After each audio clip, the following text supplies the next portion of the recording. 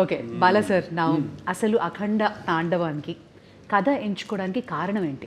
అంటే ముఖ్యంగా ఈవిడ హర్షాలి పాత్ర ఆ సినిమాలో ఉండిపోయింది.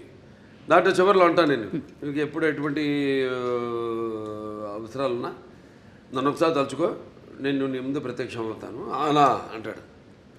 అది ముందుగా మాకు అది ఒక తీగ లాగితే డొంక కదిలింది అన్నట్టు ఆ పాత్ర లాగితే మొత్తం కథ అంతా వచ్చేసింది మాకు. సెకండ్ పార్ట్ తీయడానికి కనెక్షన్ ఉండాలి కదా, ఏదో దీనికి దానికి కనెక్షన్ ఉండాలి. అది మెయిన్ చేసి ఇప్పుడు దాంట్లో ప్రజ్ఞా జైస్వాల్ యాక్ట్ చేసింది నా పక్కన వీడి తల్లిగా. కానీ ఆ పాత్ర ఇందులో ఉంటే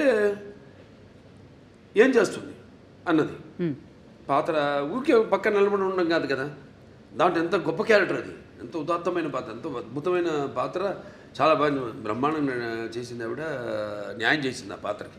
ఆ పాత్ర ఇప్పుడు ఈ సినిమాలో ఏం చేస్తుంది మనం ఆలోచించాం అంతే. అంటే మేము చెప్పా కదా, నేను ఎక్కువ ఆలోచించాలి, ఎక్కువ ఉన్నాను ఆ పాత్ర ఏమవుతుందని ఆలోచించి ఫోటో కట్టేసాం, దండేసేసి కాల ప్రవాహంలో శివకి అయిపోయింది, లింగకి అయిపోయింది.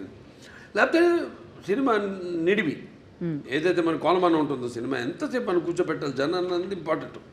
ఇవాళ చూస్తున్నాం 3 గంటలు దాటిపి సినిమాలు, కథ ఉంటుంది కానీ ఒక చిన్న పాయింట్ దాన్ని 3 గంటల పైన సినిమాలు ఏంటో అర్థం కాదు.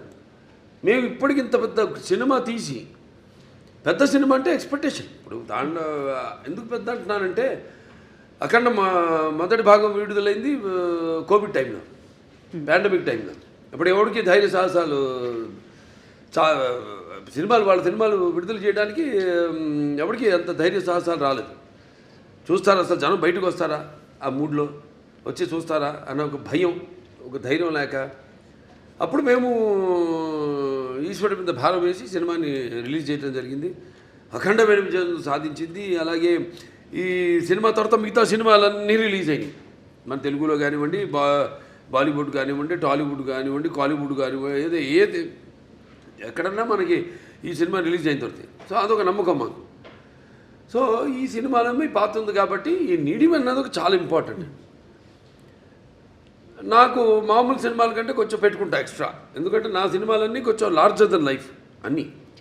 ఈవిడ ఎలా వచ్చింది మళ్ళీ ఆ సినిమాలోకి అంటే ఈ తండ్రి దగ్గర రావడం, దాంతో అఖండతో పెద్దనాన్నతో ఎలా ఈవిడికి అంటే ఎలా కలవడం జరుగుతుంది, అందులో ఈవిడ పాత్ర ఏంటి, ఇవన్నీ అంటే చెప్పినట్టు ఇప్పుడు మూసునంత వరకే.